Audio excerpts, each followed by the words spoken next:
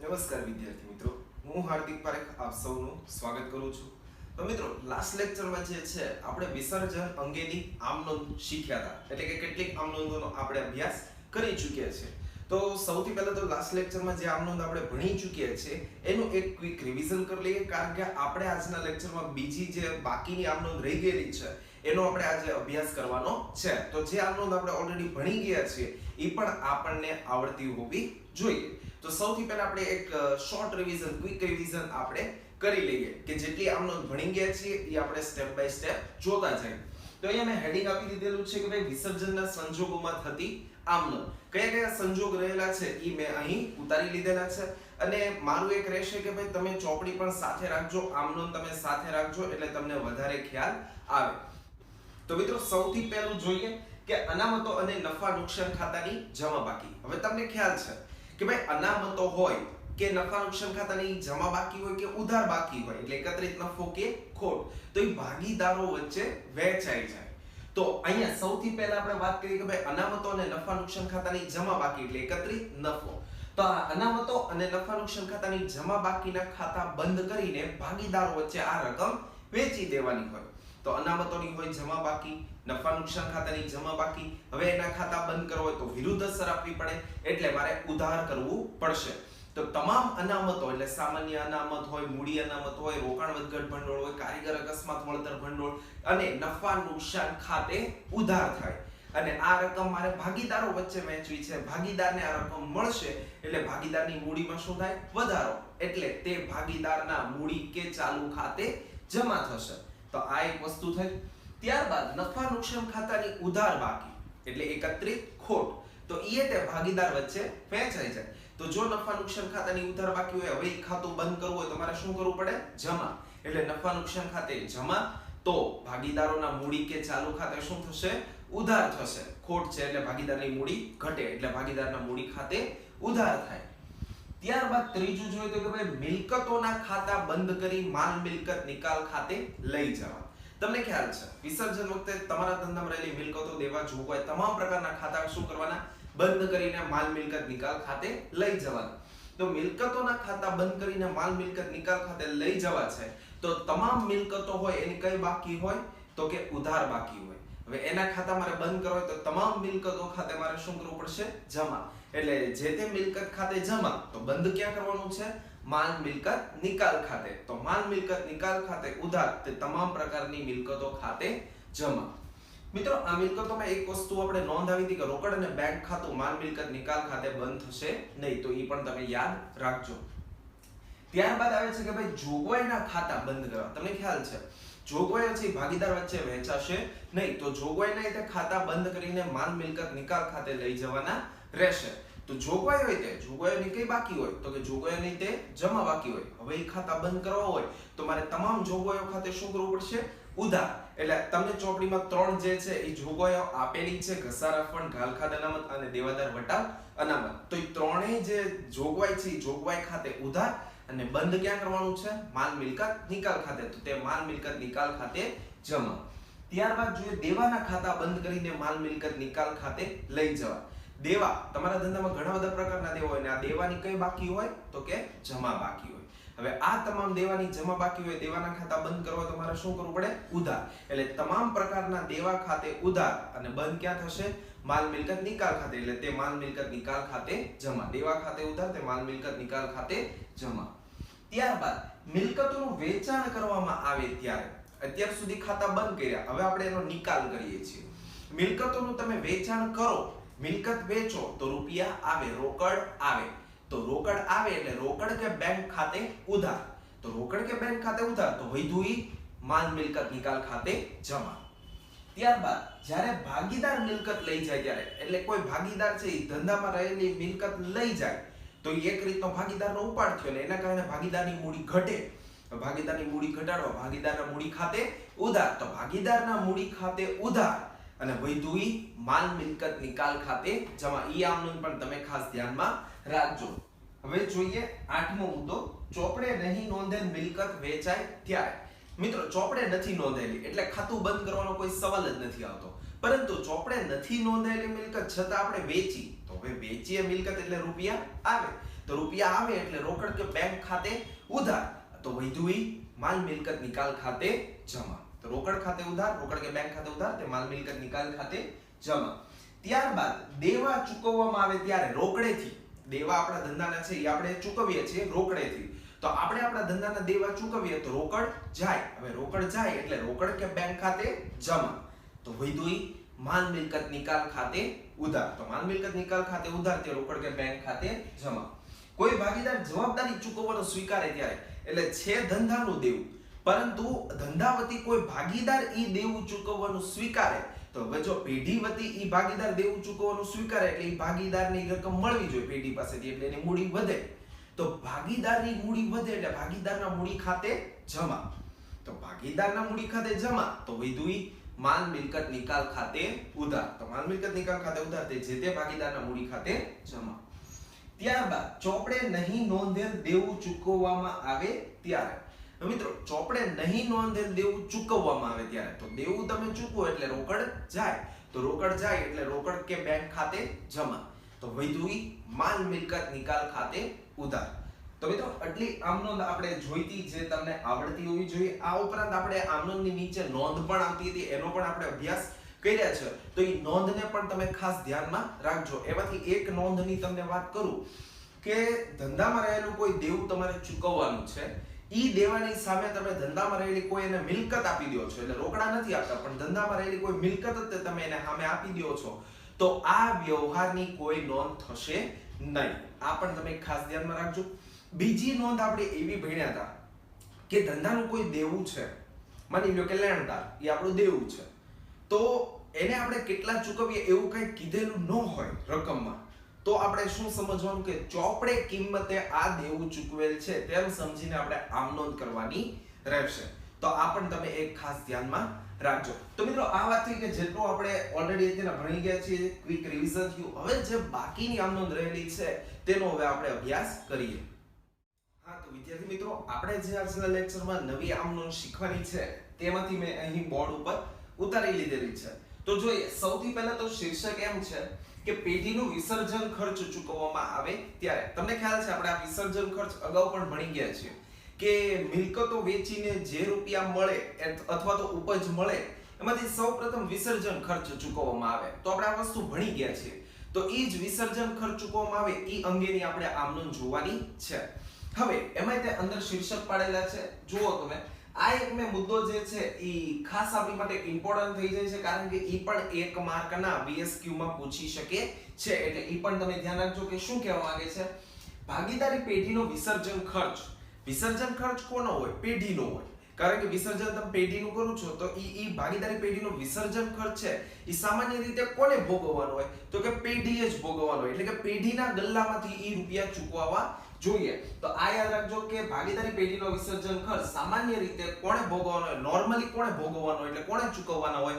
તો કે પેઢીએ ચૂકવવા ના હોય, એટલે પેઢીએ ચૂકવવાના હોય. ત્યારબાદ હવે જોઈએ આપણે એની અંદર એ પોઈન્ટ કે ભાઈ વિસર્જન ખર્ચ પેઢી ચૂકવે અને પેઢીએ જ ભોગવવાનો હોય ત્યારે. એટલે માની લો કે હું તમને ઉદાહરણ લઈને રકમ લઈને કહું કે ભાઈ પેઢીનો વિસર્જન ખર્ચ 20,000 રૂપિયા ચૂકવ્યો. હવે આ 20,000 રૂપિયા પેઢીનો વિસર્જન ખર્ચ છે એ પેઢીએ જ ભોગવવાનો હતો અને પેઢીએ તે ચૂકવ્યો, તો શું આમ નોંધ થાય કે આ 20,000 રૂપિયા વિસર્જન ખર્ચ ચૂકવ્યો. તો તમે સમજી શકો 20,000 રૂપિયા વિસર્જન ખર્ચ ચૂકવ્યો પેઢીએ, તો પેઢીએ 20,000 રૂપિયા ચૂકવ્યા એટલે રોકડ જાય, રોકડ જાય, રોકડ જાય એટલે રોકડ કે બેંક ખાતે જમા, તો રોકડ કે બેંક ખાતે જમા, તો વધ્યું ઈ માલ મિલકત નિકાલ ખાતે ઉધાર. બધી અસર માલ મિલકત નિકાલ ખાતે લઈ જઈએ છીએ. તો અહીંયા કોઈ ભૂલથી એવું ન કરી નાખતા વિસર્જન ખર્ચ ખાતે ઉધાર, માલ મિલકત નિકાલ ખાતે આપણે લઈ જવાનું છે, એટલે આપણી માટે સિમ્પલ થઈ જાય. એક અસર આપણને આવડે કે ભાઈ આનો રોકડ બેંક ખાતે જમા, તો વધ્યું ઈ માલ મિલકત નિકાલ ખાતે ઉધાર. તો સિમ્પલ આમ નોંધ છે. ત્યારબાદ બી, કોઈ ભાગીદાર જવાબદારી સ્વીકારે ત્યારે, એટલે કે આ વિસર્જન ખર્ચ ચૂકવવાની જવાબદારી ભાગીદારની હોય ત્યારે. પણ ઈ શીર્ષકમાં જતા પહેલા એની અંદર જે નોંધ આપેલી છે ઈ ખાસ જોઈ લેવી. આપણી માટે આ જે નોંધ છે ઈ IMP થઈ જાય છે, ખાસ ધ્યાન રાખજો. શું કહેવા માંગે છે કે જો વિસર્જન ખર્ચ ભાગીદારે ભોગવવાનો હોય અને ભાગીદાર ચૂકવે તો તે અંગે કોઈ નોંધ થશે નહીં, એટલે કોઈ આમ નોંધ થશે નહીં. સમજો વ્યવસ્થિત. વિસર્જન ખર્ચ ચૂકવવાની જવાબદારી પેઢીની નથી. સીધું કહી દીધું. ભાગીદારે ભોગવવાનો હતો વિસર્જન ખર્ચ અને ભાગીદારે ચૂકવ્યો. એટલે હવે તમે વિચારો કે તમે હિસાબો કોના તૈયાર કરો છો? પેઢીના, ભાગીદારના નહીં. તો નહોતો અહીંયા પેઢીએ ભોગવવાનો કે નથી અહીંયા પેઢીએ ચૂકવ્યો, તો પેઢીના ચોપડે શું કામ આમ નોંધ થાય? તો તમે સમજી શકો, ભાગીદારે ભોગવવાનો હતો ભાગીદારે ચૂકવ્યો, તો એને પેઢી સાથે કોઈ અત્યારના નિસ્બત નથી, પેઢી સાથે કોઈ વ્યવહાર થયો નથી, એટલે પેઢીના ચોપડે કોઈ નોંધ થશે નહીં. તો આ પણ તમે ખાસ ધ્યાનમાં રાખજો. ત્યારબાદ પછીનું શું છે? તો કે વિસર્જનની કાર્યવાહી કરવા બદલ ભાગીદારને મહેનતાણાની રકમ ચૂકવવાની હોય ત્યારે, માની લો કે 3 ભાગીદાર રહેલા હોય A, B અને C, તો આ વિસર્જનની કાર્યવાહી આખી જે છે એ A નામના ભાગીદારને સોંપી કે આખી કાર્યવાહી તું કર અને એના બદલામાં અમે તને 10,000 રૂપિયા મહેનતાણું આપશું. મિત્રો યાદ રાખજો, મહેનતાણું ચૂકવવાનું થાય ત્યારે, ચૂકવ્યું નથી, રોકડા તમે આપ્યા નથી, ચૂકવવાનું થયું ત્યારે. તો તમે 10,000 રૂપિયા ભાગીદાર A ને દેવાના થયા, તો ભાગીદાર A ને મળશે, એટલે ભાગીદાર A ની મૂડીમાં શું થાય? વધારો. તો A ની મૂડી વધારવા મૂડી ખાતે શું કરવું પડે? જમા. જો જે તે ભાગીદારના મૂડી ખાતે જમા. એક અસર નક્કી થઈ ગઈ. વધુઈ માલ મિલકત નિકાલ ખાતે ઉધાર. જોઈજો, માલ મિલકત નિકાલ ખાતે ઉધાર થઈ જે તે ભાગીદારના મૂડી ખાતે જમા. ખાસ ધ્યાન રાખજો, ચૂકવી નથી દીધા એટલે રોકડ શબ્દ તમે લાવતા નહીં. ચૂકવવાના થયા તો ચૂકવવાનું હોય ત્યારે. તો આ વસ્તુને તમે ખાસ ધ્યાનમાં રાખજો. ત્યારબાદ શીર્ષક સમજો, પછી એની આમ નોંધ ઉપર જઈ ભાગીદારની જવાબદારી હોય, એટલે વિસર્જન ખર્ચ છે એ ભાગીદારે ચૂકવવાનો છે. તો ભાગીદારની જવાબદારી હોય અને ચૂકવણી પેઢીએ કરેલ હોય ત્યારે, હવે માની લો કે વિસર્જન ખર્ચ 20,000 રૂપિયા થયો. હવે આ 20,000 રૂપિયા કોને ભોગવવાના છે? ભાગીદારે. પણ ભાગીદાર વતી આ 20,000 રૂપિયા પેઢી ચૂકવી દે છે. હવે આ સિચ્યુએશન સમજો ને એના ઉપરથી આમ નોંધ વિચારો. તમે પેઢીના ચોપડે આમ નોંધ લખો છો, તો આ 20,000 રૂપિયા ચૂકવ્યા કોણે? તો કે પેઢીએ. પેઢીએ ચૂકવ્યા એટલે રોકડ જાય. હવે રોકડ જાય એટલે જાય તે જમાના નિયમથી રોકડ કે બેંક ખાતે જમા. ચાલો આ સમજાઈ ગયું કે રોકડ કે બેંક ખાતે જમા. તો વૈધું માલ મિલકત નિકાલ ખાતે નહીં. મિત્રો આ ખાસ ધ્યાન રાખજો કે ગમે ત્યાં ઈ નથી લગાડવાનું, જ્યાં આ અલગ આવે છે ત્યાં તમારે કોન્સન્ટ્રેશન કરવું પડશે. રોકડ કે બેંક ખાતે જમા શું કામ? મેં તમને સમજાવી દીધું. હવે આ 20,000 રૂપિયા ભોગવવાના કોને હતા? તો કે ભાગીદાર. ભાગીદાર વધી પેઢીએ ચૂકવી દીધા. તો પેઢી આ રૂપિયા ભાગીદાર પાસેથી લેવાના. ભાગીદાર પાસેથી લેવાના એટલે ભાગીદારની મૂડી શું થાય? ઘટે. તો ભાગીદારની મૂડી ઘટાડવા ભાગીદારના મૂડી ખાતે શું કરવું પડે? ઉધાર. એટલે જો જે તે ભાગીદારના મૂડી ખાતે ઉધાર તે રોકડ કે બેંક ખાતે જમા. તો આવી આમ નોંધ હોય તો તમારે ખાસ ધ્યાન દેવું કે જે માલ મિલકત નિકાલ ખાતું નથી આવતું, તો આ પણ તમે ખાસ ધ્યાનમાં રાખજો. ત્યારબાદ મિત્રો આગળ વધીએ. આ વાત થઈ ગઈ વિસર્જન ખર્ચની. પેઢીએ ચૂકવવાનો થતો હોય ને પેઢી ચૂકવે તો આમનો નોર્મલ થાય. માલ મિલકત નિકાલ ખાતે ઉધાર તે રોકડ કે બેંક ખાતે જમા. ભાગીદારે ભોગવવાનો હોય ભાગીદાર જ ચૂકવે તો નોંધ જ ન થાય. ભાગીદારે ચૂકવવાનો હોય પણ પેઢી ચૂકવે તો ભાગીદારના મૂડી ખાતે ઉધાર તે રોકડ કે બેંક ખાતે જમા. આ રીતે હવે આપણે આગળ વધીએ. તો કે ભાગીદારની લોન ચૂકવાય ત્યારે, ભાગીદારે પેઢીને લોન આપેલી હોય તો પેઢીએ આ લોન ભાગીદારને પરત કરવી પડશે. તો માની લ્યો કે મેં એઝ અ ભાગીદાર ધંધાને 50,000 રૂપિયાની લોન આપી હોય અને હવે પેઢી આ 50,000 રૂપિયા ભાગીદારની લોન ચૂકવે છે, પરત કરે છે, તો એની આમનો શું થાય? તો તમે વિચારી શકો કે ભાઈ પેઢી લોન ચૂકવે છે 50,000 ની એટલે રોકડ જાય છે. તો રોકડ જાય છે એટલે રોકડ કે બેંક ખાતે જમા. તો ઈ સમજાઈ ગયું. વૈધું ઈ માલ મિલકત નિકાલ ખાતે નહીં. ખાસ ધ્યાન રાખો શું છે? ભાગીદારની લોન ખાતે ઉધાર. હવે આપણે એમ થાય કેમ ભાગીદારની લોન ખાતે ઉધાર? તમે જ વિચારો કે આપણે ભાગીદારની લોનનું ખાતું છે એ બંધ નથી કરતા માલ મિલકત નિકાલ ખાતે. એ આપણે સેપરેટ અલગ ખાતું તૈયાર કરીએ છીએ, તમને ખ્યાલ છે. તો ભાગીદારની લોન એ પેઢી માટે શું છે? દેવું. અને દેવાની કઈ બાકી હોય? જમા બાકી. હવે હું આ લોન ચૂકવી દઉં એટલે કે પેઢી આ લોન ચૂકવી દે એટલે હવે એ દેવું રહે નહીં. તો એ દેવાનું ખાતું શું કરી દેવું પડે? બંધ. તો જે દેવાની જમા બાકી હોય એ ખાતું બંધ કરવા શું કરવું પડે? ઉધાર. એટલે જ ભાગીદારની લોન ખાતે ઉધાર. અને ચૂકવો છો એટલે રૂપિયા જાય છે એટલે તે રોકડ કે બેંક ખાતે જમા. તો મિત્રો અગત્યની આ બધી આમ નોંધ રહેલી છે, એની અંદર જે આ નોંધ આવી એનું પણ તમારે ખાસ ધ્યાનમાં રાખવું. એમાંથી પણ ખરા ખોટા વિધાન પૂછાતા હોય છે, તો આ પણ તમારે ધ્યાન રાખવું. હવે મિત્રો આટલી આમ નોંધ જોયા પછી હવેની જે નેક્સ્ટ આમ નોંધ છે તેના તરફ આપણે આગળ વધીએ. યસ વિદ્યાર્થી મિત્રો, તો હવેની જે આમ નોંધ આપેલી છે ચોપડીમાં પણ તમે નજર રાખજો કીધેલું છે શીર્ષક કે ભાઈ માલ મિલકત નિકાલ ખાતાની બાકી અંગે. હવે આપણે ઓલરેડી માલ મિલકત નિકાલ ખાતું ભણી ચૂક્યા છીએ. હવે આ માલ મિલકત નિકાલ ખાતું છે, તમને ખ્યાલ છે આખું માલ મિલકત નિકાલ ખાતું તૈયાર થઈ જાય પછી એના ઉપરથી તમને કાં તો નફો મળે કાં તો ખોટ એટલે કે નુકસાન મળે. અને આ નફો કે ખોટ છે એ તમે ભાગીદારો વચ્ચે શું કરો છો? વેચી દો છો. તો એની પણ મેં તમને આમનોને બધી વસ્તુ સમજાવી દીધેલી છે, એટલે આ તમને એવું લાગશે કે આપણે રિપીટ જ કરીએ છીએ. છતાં આપણે માલ મિલકત નિકાલ ખાતા ઉપરથી આમનોન વિશે જોઈએ. તો આ માની લો કે માલ મિલકત નિકાલ ખાતું છે. હવે તમને ખ્યાલ છે કે માની લો આ બાજુનો સરવાળો વધારે હોય તો તમે આ જે બાજુનો સરવાળો વધારે હોય એ ટોટલ કરશો અને ઈ ની ટોટલ ક્યાં મૂકવાનો? બીજી બાજુએ તે મૂકવાનો, એટલે અહીંયા મૂકશો. આ ટોટલમાંથી ઉધાર બાજુ જેટલી રકમ હોય એ બાદ કરશો, એટલે તફાવતની રકમ અહીંયા આવે. હવે માની લો કે હું તમને કહું તફાવતની રકમ 10000 આવી, તો આ જે 10000 રૂપિયા મળ્યું એ શું કહેવાશે? તો કે નફો કહેવાય. આ 10000 રૂપિયાને શું કહેવાય? નફો. અથવા તો માલ મિલકત નિકાલ ખાતાની આ કઈ બાકી કહેવાય એ પણ તમને ખ્યાલ હોવો જોઈએ, તો કે જમા બાકી કહેવાય. તો આ 10000 રૂપિયા જે નફો આવ્યો એને તમારે ભાગીદાર વચ્ચે શું કરવાનું હોય? વેચી દેવાનું હોય. તો માની લો કે A અને B બે ભાગીદાર છે તો 5-5000 રૂપિયા તમે વેચી દીધું. હાલો વેચી દીધું. હવે આ A અને B ને 5-5000 રૂપિયા મળ્યા એટલે આ રકમ ક્યાં જશે? તો કે ભાગીદારના મૂડી કે ચાલુ ખાતે. કેમ? આ A અને B ને આ રકમ મળી એટલે એની મૂડી વધે, એટલે મૂડી વધારવા મૂડી ખાતે શું થાય? જમા. તો મિત્રો આ જે વસ્તુ છે એને આપણે આમનોનમાં વિચારીએ તો કે તમને ખ્યાલ છે આ માલ મિલકત નિકાલ ખાતાની આ 10000 કઈ બાજુએ છે? ઉધાર બાજુએ. તો માલ મિલકત નિકાલ ખાતે શું થાય છે? તો કે ઉધાર. એટલે માલ મિલકત નિકાલ ખાતે ઉધાર 10000. હવે જો માલ મિલકત નિકાલ ખાતે ઉધાર થતું હોય 10000 તો A અને B ના મૂડી કે ચાલુ ખાતે શું થતું હોય? જમા. ઉધાર કરતી વખતે શબ્દ કેના હોય? જમાના. એટલે તે A ના મૂડી કે ચાલુ ખાતે, તે B ના મૂડી કે ચાલુ ખાતે જમા. કેટલા? તો કે 5-5000. તો મિત્રો આ રીતની આમનોન થશે. ચોપડીમાં પણ તમને આ જ રીતે આપેલું છે કે ભાઈ નફો હોય ત્યારે માલ મિલકત નિકાલ ખાતે ઉધાર તે ભાગીદારોના મૂડી કે ચાલુ ખાતે જમા. તો એને આપણે પ્રેક્ટિકલી પણ સમજીએ. તો આ નફો હોય ત્યારે. હવે ખોટ હોય તો આનું શું થઈ જાય? ઊંધું થઈ જાય. ઊંધું એટલે હવે માની લો કે આ બાજુનો સરવાળો વધારે હોય તો તફાવતની રકમ અહીંયા આવશે. સેમ તો ઈ તે બંને ભાગીદાર વચ્ચે વહેંચવાની જ તે. શબ્દ તે ઈના તે કે ભાઈ ભાગીદારના મૂડી કે ચાલુ ખાતે. તો ઊંધી આમનોન કરી નાખવાની. ખોટ હોય તો આનું ઊંધું કરી નાખો તમે. શું થઈ જશે?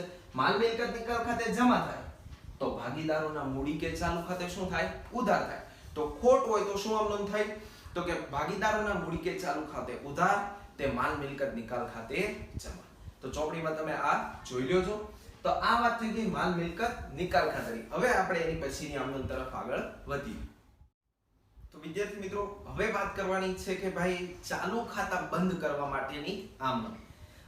જ્યારે આપણે સ્થિર મૂડી ખાતા પદ્ધતિ હોય ત્યારે આપણે ચાલુ ખાતા બનાવતા હોઈએ છીએ. તમને ખ્યાલ છે કે સ્થિર મૂડી ખાતા પદ્ધતિમાં ચાલુ ખાતાય બને અને ભાગીદારોના મૂડી ખાતા પણ બને.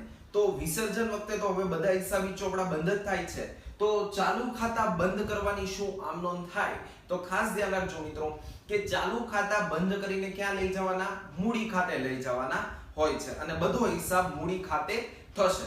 તો ચાલુ ખાતા બંધ કરીને મૂડી ખાતે લઈ જવાની શું આમનોન થાય એ આપણે સમજવાની છે.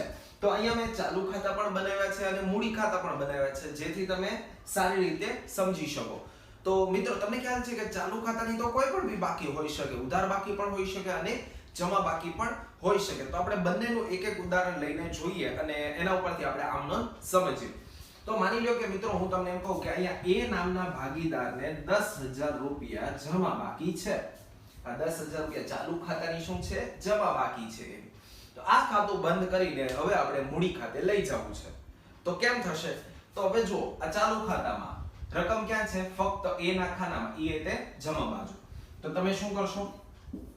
તો કે જમા બાજુનો સરવાળો વધારે છે એટલે એ અહીંયા મૂક્યું.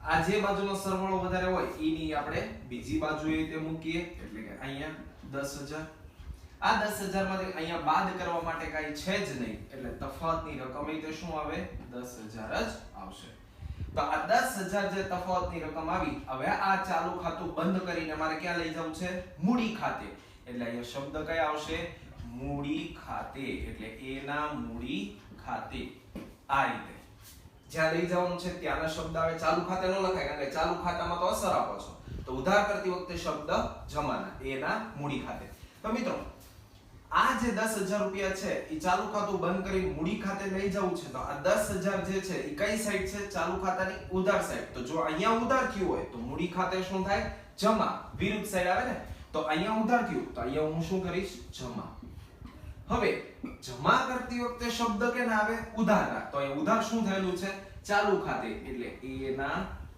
ચાલુ ખાતે તો મિત્રો આ રીતે એ નું ચાલુ ખાતાની જે જમા બાકી હતી એ ખાતું બંધ કરીને ક્યાં લાવ્યા મૂડી ખાતે લાવ્યા એની આ આમનોંધ આપણે એ અસર સમજી હવે એના પરથી આપણે આમનોંધ જોઈએ તો સૌથી પહેલા તો કહી દો ફરી એક વખત આમનોંધમાં જતા પહેલા ચાલુ ખાતામાં ઉધાર કરતી વખતે શબ્દ જમા મૂડી ખાતામાં જમા કરો છો એટલે જમા કરતી વખતે શબ્દ ઉધાર તો આ વસ્તુ ધ્યાનમાં રાખજો જો શબ્દ એક નથી થતા એટલે એ પણ તમે ધ્યાનમાં રાખજો હવે આપણે આની આમનોંધ વિચારીએ એ ના ચાલુ ખાતાની જમા બાકી હતી ઈ ખાતું બંધ કર્યું એટલે 10000 તમે ચાલુ ખાતે શું કર્યું ઉધાર એટલે એ ના ચાલુ ખાતે ઉધાર તે એ ના મૂડી ખાતે જમા તો તમે આમનોંધ જોઈ જોજો જમા બાકી હોય ત્યારે ચાલુ ખાતે ઉધાર તે મૂડી ખાતે જમા તમે આમનોંધ જોઈ શકશો હવે આપણે આનું વિરુદ્ધ વિચારીએ ઊંધું વિચારીએ કે માની લ્યો કે બી ની ચાલુ ખાતાની જે છે એ ઉધાર બાકી છે 5000 એટલે ઉધાર સાઈડ હોય ઉધાર બાકી છે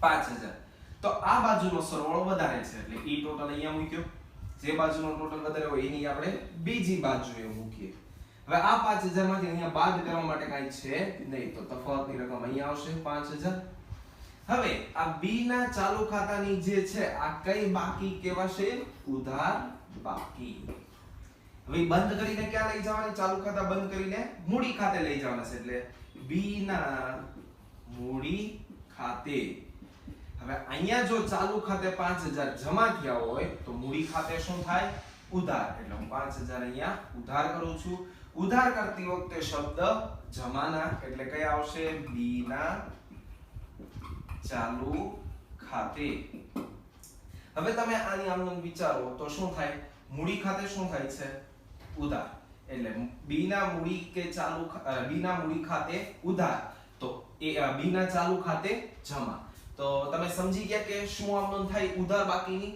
તો કે બી ના મૂડી ખાતે ઉધાર તે બી ના ચાલુ ખાતે જમા અહીંયા નામ દઈ ગયું છે અથવા તો ભાગીદારના મૂડી ખાતે ઉધાર તે ભાગીદારના ચાલુ ખાતે જમા ઉધાર બાકી હોય ત્યારે તો આ વસ્તુ તમે સમજી ગયા હવે મિત્રો લાસ્ટમાં આપણે જે વાત કરવાની છે બે આમનોંધ તમને આપેલી છે હજી તમે ચોપડીમાં જોજો હવે મૂડી ખાતા બંધ કરવાની આમનોંધ અત્યારે આપણે સમજીએ ચાલુ ખાતા બંધ કરવાની આમનોંધ હવે મૂડી ખાતા બંધ કરવાની આમનોંધ હવે લાસ્ટમાં શું થાય બધા રૂપિયા ચૂકવાઈ જાય ખાતા બંધ થઈ જાય મિલકતોનો દેવાનો નિકાલ થઈ જાય હવે છેલ્લે ભાગીદારની મૂડી પરત થાય હવે એની ઈ વાત છે હવે આ મૂડી ખાતા બંધ કરવા એટલે ભાગીદારની મૂડીનો હિસાબ હવે પૂરો થશે માની લો કે ભાગીદારના રૂપિયા પેઢીમાં પડ્યા હોય તો પેઢી ઈ રૂપિયા ભાગીદારને આપી દેશે અથવા તો પેઢીએ ભાગીદાર પાસેથી રૂપિયા લેવાના હોય તો પેઢી ઈ રૂપિયા ભાગીદાર પાસેથી લઈ લેશે ઈ અંગેની અહીંયા આમનોંધ છે તમે સમજી શકો હવે કઈ રીતે માની લો કે સૌથી પહેલા આપણે એ ની વાત કરીએ આ મૂડી ખાતા છે આ મૂડી ખાતામાં એ ની કઈ બાકી કરે જમા બાજુનો સરવાળો વધારે છે તો ઈ ખાતું આપણે બંધ કરીએ ચાલો અહીંયા 10000 બરાબર છે જે બાજુનો ટોટલ વધારે હોય એની જ આપણે બીજી બાજુએ તે મૂકવાનો એટલે 10000 હું અહીંયા મૂકું આ 10000 માંથી અહીંયા બાદ કરવા માટે કાઈ છે નહીં એટલે તફાવતની રકમ અહીંયા આવે 10000 હવે આ ક્યાં લઈ જવાના 10000 હવે મેં તમને કીધું એમ કે મૂડીનો નિકાલ કરવાનો છે પેઢીમાં રૂપિયા પડ્યા હોય ભાગીદારના તો પેઢી એને રોકડા આપી દેશે પેઢીએ ભાગીદાર પાસે રૂપિયા લેવાના હશે તો રોકડા લઈ લેશે એટલે યાદ રાખજો મૂડી ખાતા બંધ ક્યાં થાય રોકડ કે બેંક ખાતે યાદ રાખજો તો આ 10000 રૂપિયા હવે જે તફાવતની રકમ આવી એની મૂડીની ઈ આપણે બંધ કરીએ ક્યાં લઈ જવાનું તો કે રોકડ કે બેંક ખાતે આની આમનોંધની આપણે વાત કરીએ, આ 10,000 ની શું આમનોંધ થઈ? તો કે આ 10,000 મૂડી ખાતે શું થયું? ઉધાર. 10,000 મૂડી ખાતે શું થયું? ઉધાર. એટલે મૂડી ખાતે ઉધાર, તો ઉધાર કરતી વખતે શબ્દ કેના હોય? જમાના. તે રોકડ કે બેંક ખાતે જમા. મૂડી ખાતે ઉધાર, તે રોકડ કે બેંક ખાતે જમા. હવે આ આમનોંધ શેની થઈ? તો કે મૂડી ખાતાની જમા બાકીની. ચોપડીમાં જોઈ જોજો, મૂડી ખાતાની જમા બાકી હોય તો મૂડી ખાતે ઉધાર, તે રોકડ કે બેંક ખાતે જમા. હવે આપણે આનું ઊંધું વિચારી કે અહીંયા બી ની જો 5,000 ઉધાર બાજુનો સરવાળો વધારે છે તો 5,000 અહીંયા મૂક્યા. જે બાજુનો ટોટલ વધારે હોય એની આપણે બીજી બાજુએ મૂકીએ. હવે એમાંથી જમા બાજુ બાદ કરવા કાંઈ નથી એટલે તફાવતની રકમ તે 5,000. હવે આ 5,000 કઈ બાકી કહેવાય? ઉધાર બાકી. આ આપણે અગાઉ પણ શીખી ગયા છીએ. તો આ મૂડી ખાતાની ઉધાર બાકી 5,000 છે એ ક્યાં લઈ જઈને બંધ કરવાની? તો કે રોકડ કે બેંક ખાતે. હવે આની આમનોંધ તમે વિચારો તો 5,000 શું થાય છે? જમા. ક્યાં? મૂડી ખાતામાં. એટલે મૂડી ખાતે જમા, મૂડી ખાતે જમા, રોકડ કે બેંક ખાતે ઉધાર. એટલે ઉધાર બાકીની, મૂડી ખાતાની ઉધાર બાકીની શું આમનોંધ થાય? રોકડ કે બેંક ખાતે ઉધાર, તે ભાગીદારના મૂડી ખાતે જમા. તો આ મૂડી ખાતા એટલે ખાસ ધ્યાન રાખજો, ચાલુ ખાતા બંધ કરીને મૂડી ખાતે લઈ જવાના, મૂડી ખાતા બંધ કરીને રોકડ કે બેંક ખાતે લઈ જવાના. તો આ એની આમનોંધ. મેં તમને પ્રેક્ટિકલી સમજો કે કેમાં વસ્તુ ઉધાર ને કેમાં વસ્તુ જમા. બાકી દરેક આમનોંધ આપણે ગોખી પણ શકીએ, બરાબર છે, પણ આપણે એ વસ્તુ કરવાની નથી. આપણે લોજિકલી પણ સમજવાનું રહેશે. તો મિત્રો આ આમનોંધ આપણે જોઈ, જેટલી આમનોંધ આપેલી હતી ચોપડીમાંથી ઈ આપણે અત્યારના કમ્પ્લીટ કરી છે. હવે આપણે આગળના મુદ્દા તરફ વધીએ. તો મિત્રો હવેનો જે મુદ્દો છે કેટલાક વિશિષ્ટ વ્યવહારોની હિસાબી અસર. આ પોઈન્ટ થોડોક યુનિક છે એટલે ખાસ તમારે ધ્યાન રાખવું. હવે આ વસ્તુને આપણે એક ઉદાહરણ દ્વારા સમજી લઈએ. ચોપડીમાં તમને આપેલું છે, એમાં અલગ અલગ બે પાર્ટમાં આ મુદ્દા આપેલા છે, પણ બેયનો મીનિંગ એક જ થાય છે અને એક જ પ્રકારની આમનોંધ થાય છે. તો આપણે જોઈ લઈએ એક ઉદાહરણ દ્વારા.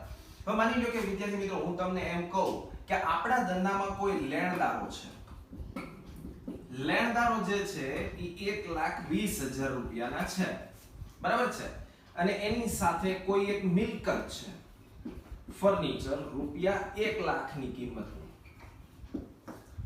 હવે મિત્રો હું તમને આમાં ઇન ડીપમાં એવું નથી જાતો કે ચોપડે નોંધાયેલા છે કે નથી નોંધાયેલા, એની ચર્ચા મારે નથી કરવાની, કારણ કે ચોપડે નોંધાયેલા હોય તો પહેલા ખાતા બંધ કરવા પડે, એની આમનોંધ તમને આવડે છે, અને ચોપડે નો નોંધાયેલા હોય તો ખાતા બંધ કરવા પડે નહીં. પણ મારે જે વ્યવહારની તમને વાત કરવી છે એ કયો છે? તો કે લેણદારો 1,20,000 એટલે આપણું દેવું, અને ફર્નિચર એ આપણી મિલકત છે 1,00,000 રૂપિયાની. હવે આ આપણું દેવું છે 1,20,000 એટલે આપણે 1,20,000 એને ચૂકવવાના છે. હવે શું થશે? આ હું તમને વ્યવહાર એવો કહું કે આપણે લેણદારોને 1,20,000 ની ચૂકવણીના બદલે આપણે આપણા ધંધામાં રહેલ જે ફર્નિચર હતું 1,00,000 નું, ઈ આપણે લેણદારને આપી દીધું. એટલે આપણે એને રોકડા નથી આપતા. રોકડની બદલે આપણે એને શું આપી દીધું? તો કે ફર્નિચર જે 1,00,000 ની કિંમતનું હતું ઈ આપી દીધું. તો મિત્રો આપણે અગાઉ એક એવી નોંધ આવી ગયેલી છે કે મેં તમને એવું કીધું કે દેવાની સામે આપણા ધંધાની કોઈ મિલકત આપવામાં આવે તો એની કોઈ નોંધ થાય નહીં. પણ અહીંયા રકમ જો તમે સરખી નથી. તમે જ વિચારો, મારે તમને 1,20,000 દેવાના હોય અને ઈ 1,20,000 ની સામે હું તમને 1,00,000 નું ફર્નિચર આપું તો તમે ચલાવી લ્યો નહીં, કારણ કે તમે તરત જ વિચારો કે 20,000 આપણને ઓછા મળે. સેમ વસ્તુ અહીંયા છે, ખાસ ધ્યાન રાખજો. 1,20,000 ની સામે 1,00,000 નું ફર્નિચર આપી દીધું, હાલો ઈ સેટઅપ થઈ ગયું, તો એની કોઈ નોંધ થશે નહીં. જે મેં તમને નોંધ સમજાવી હતી અગાઉના લેક્ચરમાં ઈ મુજબ 1,00,000 ની સામે 1,00,000 નું દેવું ચૂકતે દીધું, ઇટ્સ ઓકે, પણ 20,000 હજી આપણે ચૂકવવાના ને લેણદારને, તો ઈ તફાવતની જે રકમ છે 20,000 એની આમ નોંધ થશે. એ તફાવતના 20,000 રૂપિયા છે ઈ આપણે એને રોકડા ચૂકવી દેવાના. તો ફક્ત 20,000 ની આમ નોંધ થાય, 1,00,000 ની થશે નહીં. તો ઈ પણ તમે ખાસ ધ્યાનમાં રાખજો. હવે વાત આવે કે 20,000 ની શું આમ નોંધ થાય? તો આપણે લેણદારને 20,000 રૂપિયા ચૂકવ્યા એટલે રોકડ જાય, એટલે રોકડ કે બેંક ખાતે શું થશે? જમા 20,000, બરાબર છે. હાલો જમા થઈ ગયું રોકડ કે બેંક ખાતે. વધ્યું ઈ તમને ખ્યાલ છે, માલ મિલકત નિકાલ ખાતે ઉધાર 20,000. તો આ થઈ ગઈ સિમ્પલ આમનોંધ. તો આ વ્યવહારનું પણ તમારે ધ્યાન રાખવાનું રહેશે. તો મિત્રો આજના લેક્ચરમાં આપણે જે કાંઈ પણ બી આમનોંધ હતી તમામ આમનોંધ આપણે પૂરી કરી છે. હવે આ આમનોંધ પછી તમને ચોપડીમાં માલ મિલકત નિકાલ ખાતું આપેલું છે. આ માલ મિલકત નિકાલ ખાતાને તમે ઓબ્ઝર્વ કરજો. નેક્સ્ટ લેક્ચરમાં આપણે આની ચર્ચા કરશું, પણ આ માલ મિલકત નિકાલ ખાતું હવે તમારે સમજવાનું રહેશે, તમારે તેમાં જોવાનું રહેશે. નેક્સ્ટ લેક્ચરમાં હું એની ચર્ચા કરી શકતે, સમજાવીશ, પણ આપણે જે આમનોંધ ભણી ગયા તમે નોટિસ કરજો ચોપડીમાંથી. આ કામ છે, તમારું હોમવર્ક પણ છે. સમજી લો કે ચોપડીમાં જેટલી બી આપણે આમનોંધ જોઈએ એમાં માલ મિલકત નિકાલ ખાતે ઉધાર થયું કે જમા થયું તો એની ખતવણી તમે જોજો માલ મિલકત નિકાલ ખાતા. જેમ કે માની લો કે આ જ આમનોંધ માલ મિલકત નિકાલ ખાતે ઉધાર થાય તો તમે ખાતામાં જુઓ કે માલ મિલકત નિકાલ ખાતે ઉધાર થાય તો માલ મિલકત નિકાલ ખાતામાં ઉધાર થાય છે એટલે ઉધાર બાજુએ ઉધાર કરતી વખતે શબ્દ જમા એટલે રોકડ કે બેંક ખાતે હશે. તો આ રીતની જ્યાં જ્યાં માલ મિલકત નિકાલ ખાતું આવતું હોય તેની તમે ખતવણી ચેક કરજો એટલે ખાતું ઓટોમેટિકલી આપણને આવડી જશે. એટલે આ વસ્તુનું પણ તમે ખાસ ધ્યાનમાં રાખજો. તો મિત્રો આજના લેક્ચરમાં આપણે આ આમનોંધ જોઈ. આ આમનોંધ તમારે બરાબર રીતે તૈયાર કરવાની રહેશે, કારણ કે નેક્સ્ટ લેક્ચરમાં આપણે આ આમનોંધને રિલેટેડ સ્વાધ્યાયના દાખલા ગણવાના છે. તો આજના લેક્ચરમાં આટલું જ. નવા લેક્ચરમાં ફરીથી મળીશું.